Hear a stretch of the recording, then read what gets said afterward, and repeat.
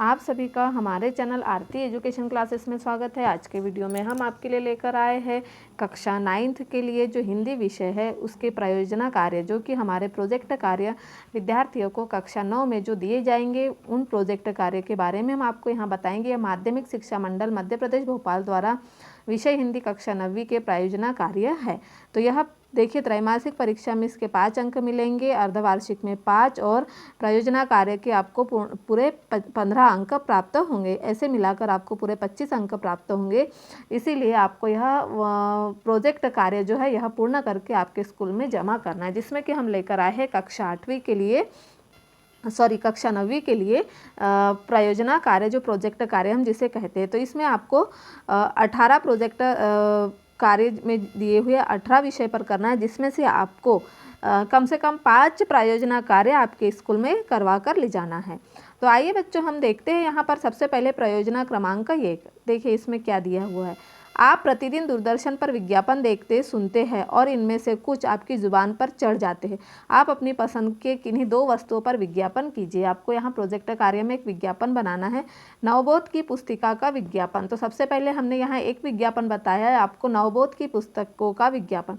क्या परीक्षा में अव्वल आना चाहते हैं लेकिन आपका पढ़ाई में मन नहीं लगता? यदि हाँ, तो आज ही लाइए नवबोध की पुस्तकें। क्या आपके बच्चे का मन पढ़ाई में नहीं लगता? क्या आपका बच्चा कम अंक लाता है? यदि हाँ, तो आज ही लाइए नवबोध की पुस्तकें। इसकी MRP जो है उससे 15% की छूट मिलेगी आपको। सभी विषयों के लिए है, पढ़ाई सरल बनाने वाली, रुचि उत्पन्न करने वाली और सरल भाषा, उच्च कोटि की सामग्री। एक बार अवश्य पढ़े और फर्क देखें। तो इस तरह से हमने एक विज्ञापन नवबोध का बताया है। दूसरा देखिए, सुपर हेलमेट का विज्ञापन। सुरक्षा की दुनिया में नया नाम सुपर हेलमेट। आपकी मंगलमय एवं सुरक्षित यात्रा पर भरोसा। मजबूत आकर्षक रंगों में विभिन्न मॉडल और अलग अलग साइज में उपलब्ध है। MRP से 20% छूट। तो इस तरह से हमने यहाँ 2 प्रोजेक्ट कार्य यहाँ पर जो दिए हुए हैं उस पर हमने 2 विज्ञापन बताए, एक नवबोध पुस्तक का, दूसरा हेलमेट का। तो इस तरह से आप दूसरे भी कोई जो है विज्ञापन आप यहाँ बना सकते हैं। फिर देखिए प्रयोजना क्रमांक 2, पशु पक्षियों पर लिखी कविताओं का संग्रह एकत्रित कीजिए और उनके चित्रों के साथ उन्हें प्रदर्शित कीजिए। पशु पक्षियों के जीवन से प्रकृति शोभायमान होती है। हर समय हर जगह खुशियों की बहार होती है। उनकी चहचहाहट हर किसी का मन मोह लेती है। उनका मासूम सा चेहरा खुशी देता है। तो पंछियों पर कविता। मैं पंछी आज़ाद मेरा कहीं दूर ठिकाना रे, इस दुनिया के बाग में मेरा आना जाना रे। जीवन के प्रभात में आऊँ, सांझ बहे तो मैं उड़ जाऊँ। बंधन में जो मुझको बांधे वो दीवाना रे, मैं पंछी।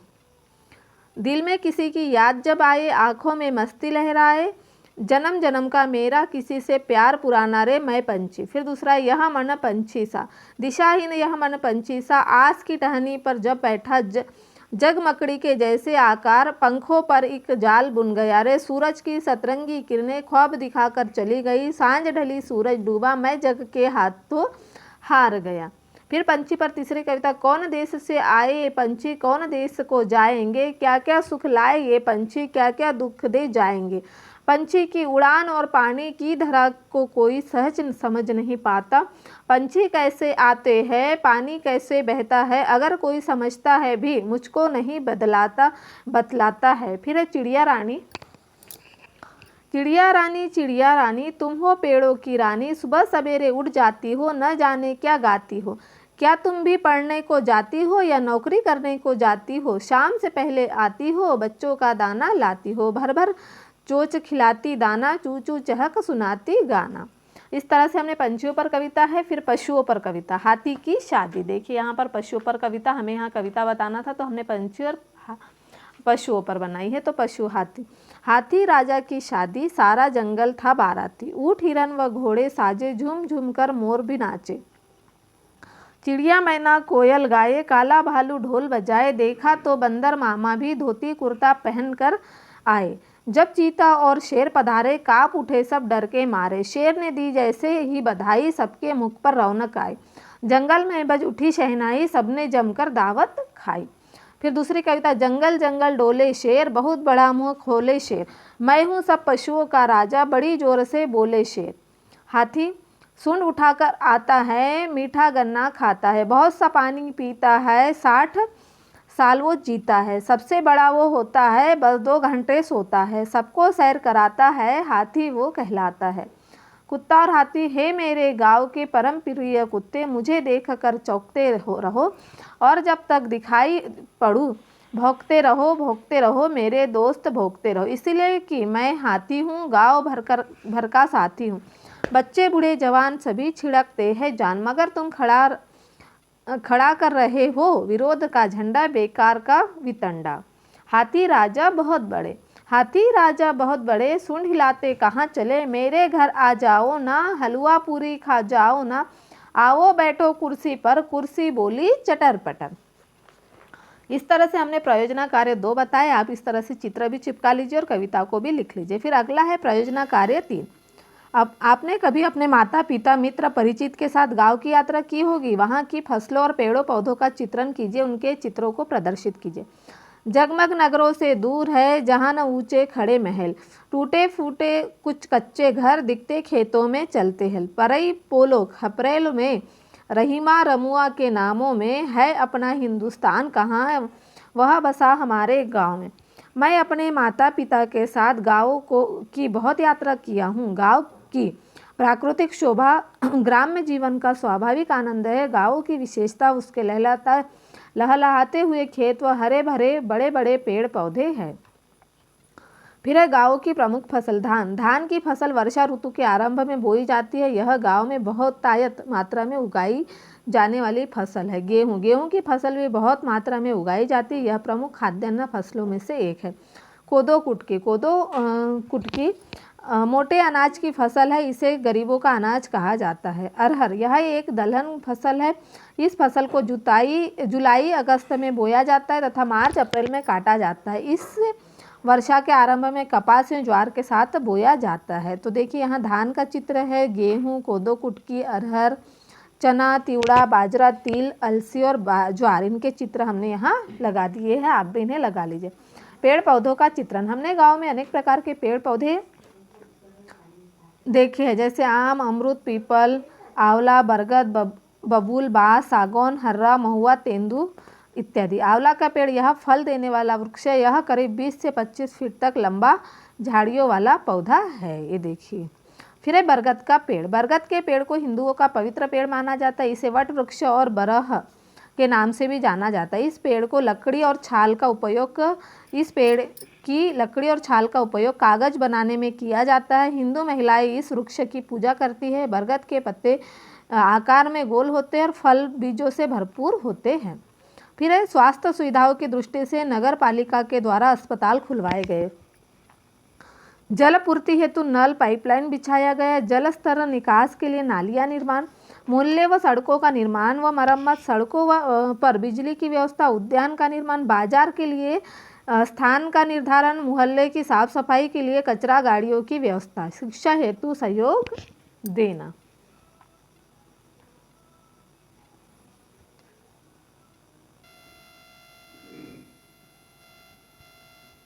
इस तरह से यहाँ पर हमने प्रयोजना कार्य 3 तक बताया है। अब हम आगे देखते हैं।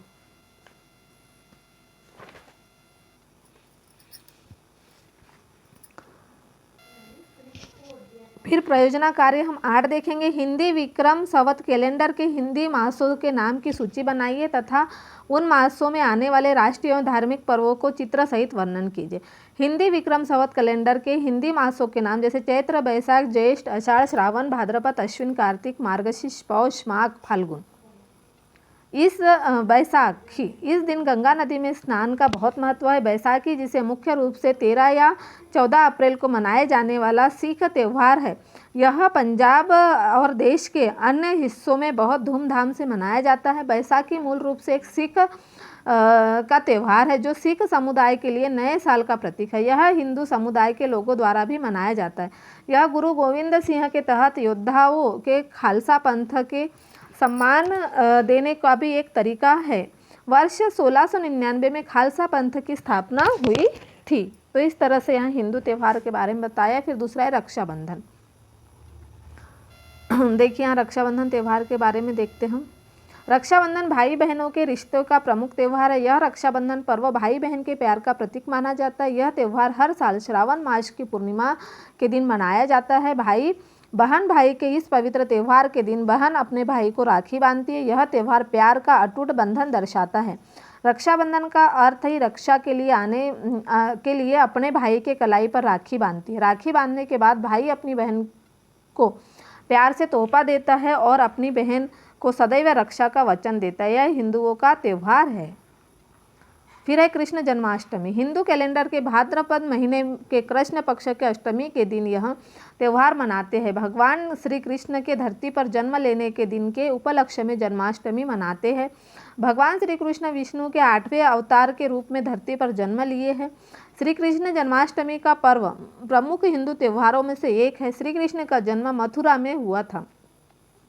श्री कृष्ण भगवान ने माता देवकी और पिता वासुदेव के घर जन्म लिया था। श्री कृष्ण का लालन पालन माता यशोदा और पिता नंद बाबा के घर हुआ था। जन्माष्टमी का पर्व इस दिन लोग धूमधाम से मनाते हैं। इस दिन लोग सुबह नहा धोकर नए वस्त्र पहनकर मंदिर जाते हैं। इस दिन अधिकांश लोग उपवास या फलाहार करते हैं। मंदिरों में खूब साज सज्जा की जाती है। गीता पाठ भी किया जाता है। मंदिरों में रात्रि 12 बजे लोग श्री कृष्ण के जन्म दिवस को मनाते हैं और आरती भी करते हैं। फिर अगला है हमारा दुर्गा पूजा एवं दशहरा। नवरात्रि के 9 दिनों तक उत्तर भारत में माँ दुर्गा की उपासना एवं पूजा की जाती है। इसके साथ ही बंगाल में इसी समय को दुर्गा पूजा के तौर पर मनाया जाता है। इन्हीं दिनों के अंत में विजयादशमी पर दशहरा मनाया जाता है। दशहरा हिंदुओं का सबसे लोकप्रिय त्यौहार है, जिसे 10 दिनों तक मनाया जाता है।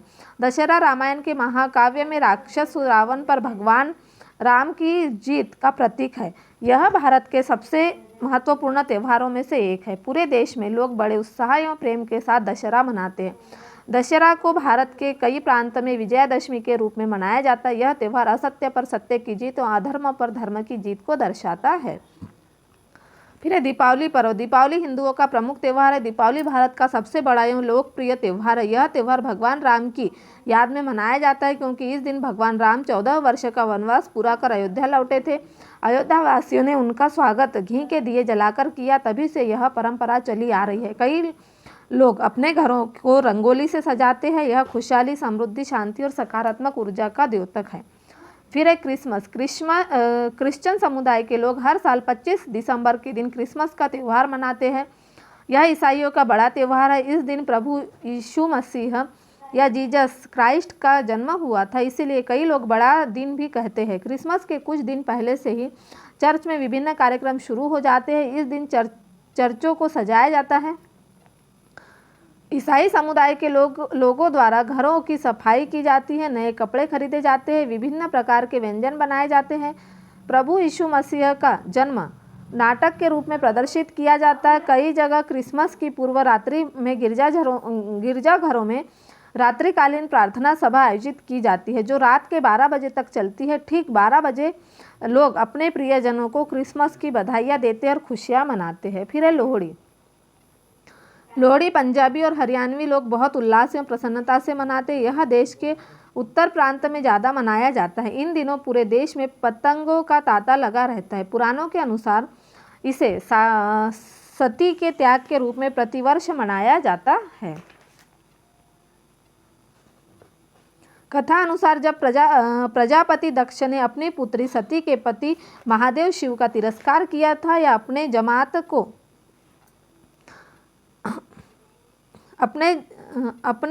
जामाता को यज्ञ में शामिल न करने से उनकी पुत्री ने अपने आप को अग्नि में समर्पित कर दिया था, उसी दिन को एक पश्चाताप के रूप में प्रतिवर्ष लोहड़ी पर्व मनाया जाता है। इसी कारण घर की विवाहित बेटी को इस दिन तोहफे दिए जाते हैं और भोजन पर आमंत्रित कर उसका सम्मान किया जाता है। इसी खुशी में श्रृंगार का सामान विवाहित महिलाओं को बांटा जाता है। तो यह देखिए लोहड़ी का चित्र भी यहाँ पर बना हुआ है। फिर अगला है हमारा मकर संक्रांति।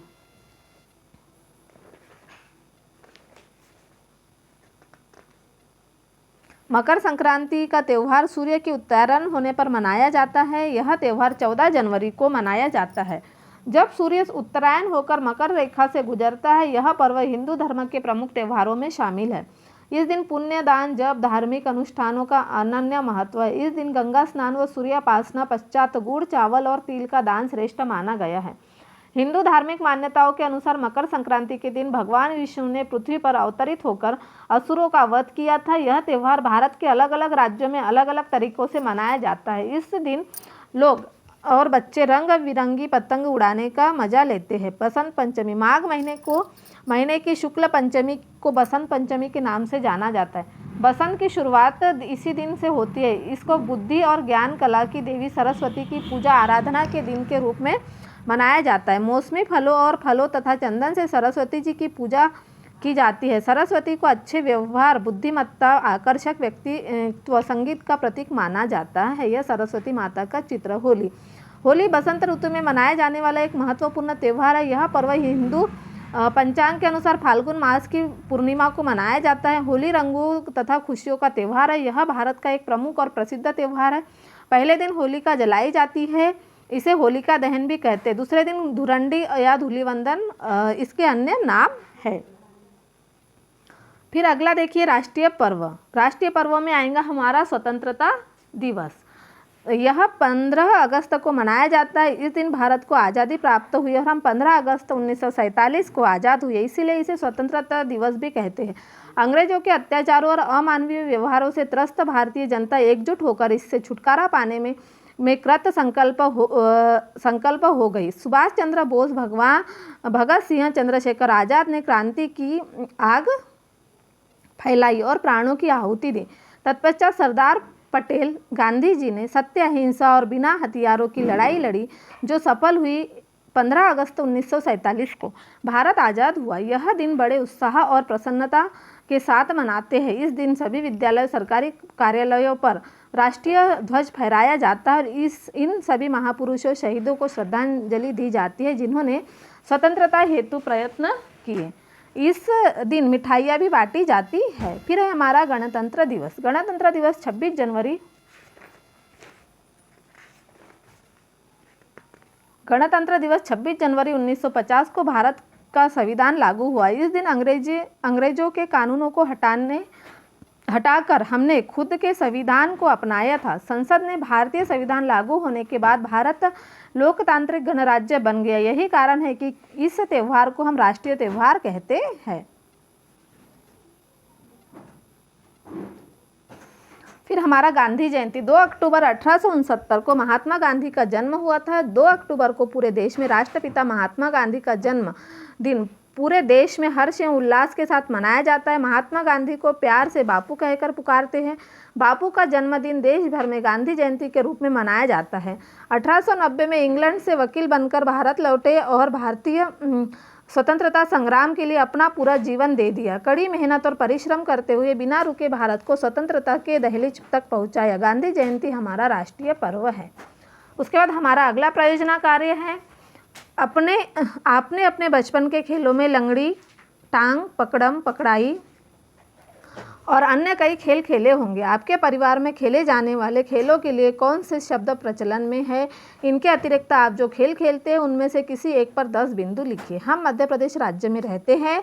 यहाँ अनेक प्रकार के खेल खेले जाते हैं, जैसे गिल्ली डंडा, अटकन भटकन, लंगड़ी, फुगड़ी, डंडा, कोलाल, बित्ता कूद, गड़ुला, पिटुल्ला, चोर सिपाही, छुपम छुपाई, खो खो, कबड्डी, सुई धागा दौड़, रस्सी कूद, बोरा दौड़, जलेबी दौड़, बाधा दौड़ और आदि खेल प्रचलन में है। हमारे देश में खेले जाने वाले निम्नलिखित नाम क्षेत्रीय भाषा में प्रचलन है, जैसे खेल का नाम और क्षेत्रीय भाषा का नाम। कबड्डी खेल जिसे हुतुतु महाराष्ट्र में कहते हैं, और डंडा खेल जिसे डंडा पिचरंगा भी कहते हैं। और इसके अलावा कई खेलों के नाम अलग अलग दिए हुए हैं, जिसे आप यहाँ लिख सकते हैं।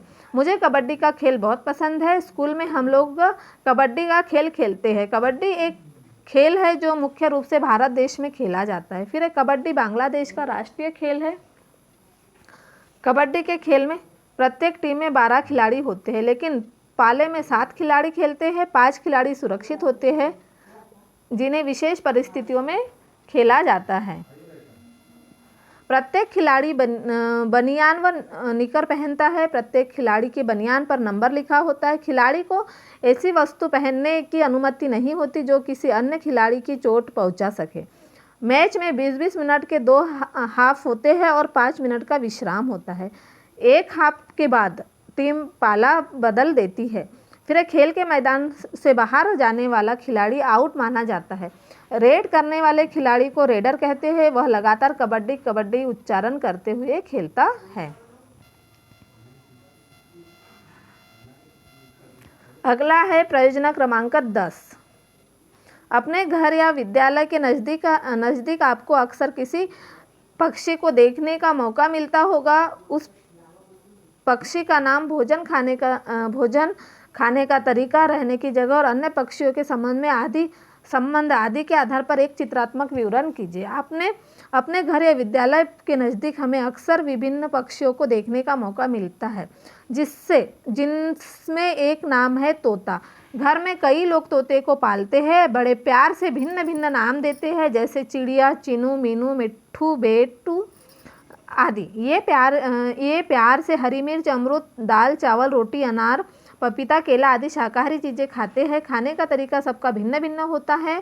अपने भोजन को कई बार पंजे से पैर में फंसा लेते हैं और उसे कसकर पकड़ लेते हैं। फिर बारी बारी से बड़े प्यार से चुन चुन एक एक करके दाने खाते हैं। अपनी चोंच को पानी में डुबोकर धीरे धीरे पानी पीते हैं तथा अपने बच्चों को भी अपनी चोंच से जीभ लगाकर दाने खिलाते हैं और प्यार प्रदर्शित करते हैं। यह पक्षी पेड़ों की सुराखों में रहते हैं तथा गर्मी, ठंडी या बरसात से अपने छोटे छोटे बच्चों की रक्षा करते हैं। इस प्रकार ये पक्षी भी अपने परिवार एवं बच्चों के जीवन को सुखमय बनाने के लिए स्वयं कष्ट में डालकर यह जोखिम लेते हैं। इस प्रकार हमें भी अपने परिवार एवं देश का दायित्व भली भांति उठाना चाहिए। कभी भी तूफानों या झंझावातों में से घबराकर विचलित नहीं होना चाहिए। इस प्रकार अन्य पक्षी जैसे गौरैया, कबूतर भी अपने छोटे छोटे बच्चों की रक्षा करते हैं तथा प्यार करते हैं। कवि तुलसीदास जी कहते हैं, रामचरितमानस में पक्षियों पशुओं का सहज एवं स्वाभाविक वर्णन किया है। खग जाने खग की भाषा, हे खग, हे मृग मधुकर श्रेणी, तुम देखो सीता मृग नयनी। यह पंक्ति चौपाई अरण्य कांड की है। जब माता सीता का हरण रावण ने किया था तब श्री राम पक्षियों, मृग, पर्वत श्रृंखलाओं तथा सभी जीवित निर्जीव से पूछते हैं कि तुमने मृग के समान जिनके नेत्र है उस सीता मेरी भार्या को देखा है। अर्थात यह संदेश दिया कि पशु पक्षियों में भी कोई भेदभाव नहीं किया। गिद्ध जटायु को गले से लगाकर अंत में विधि विधान से दाह संस्कार किया। यही एक संदेश दिया कि पशु पक्षियों तथा प्राकृतिक वनस्पतियों में यह वातावरण सुरक्षित एवं संतुलित किया। हमें तथा हमारी सरकार को भी इनके संरक्षण के लिए कड़े कदम उठाने चाहिए। तो इस तरह से हमने प्रयोजना कार्य 10 तक के पूर्ण किया है। अगले जो प्रयोजना कार्य हमारा 6, 7, 8 और 11, 12, 13, 14, 15, 16, 17, 18 हम आपको अगले वीडियो में बताएंगे। आप हमारे वीडियो में बने रहिए और आपको यदि अगले प्रयोजना कार्य प्रोजेक्ट वर्क देखना है तो हमारे चैनल को सब्सक्राइब कर लीजिए और बेल आइकन को प्रेस करना ना भूलिए ताकि आपको हमारे आने वाले वीडियो के नोटिफिकेशन मिलते रहेंगे।